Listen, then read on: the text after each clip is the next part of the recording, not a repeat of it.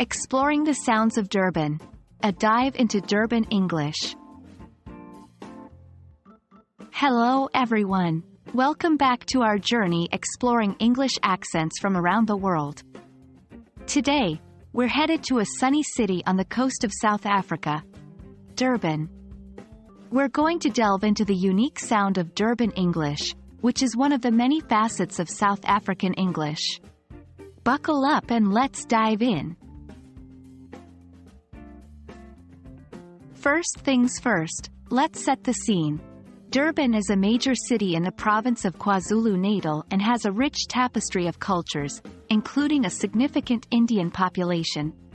This melting pot of influences has also impacted the way English is spoken in the city. Unlike other major South African cities, Durban's English has its own flair and charm, making it distinct. Now, let's talk specifics. Influence of Indian languages. Given the significant Indian diaspora in Durban, there's an evident influence of Indian languages like Hindi and Tamil on the English spoken here.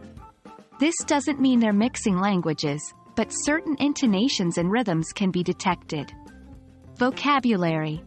Durban English might also include some unique words or expressions, stemming from both indigenous African languages and Indian languages.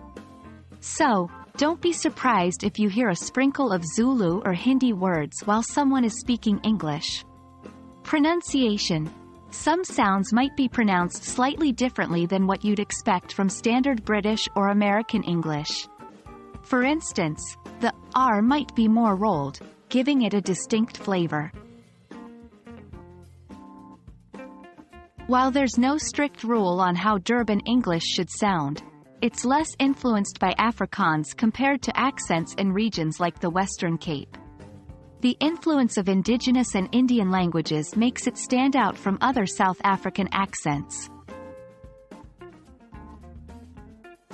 And there we have it, a quick trip to the sunny shores of Durban and an earful of its delightful English accent.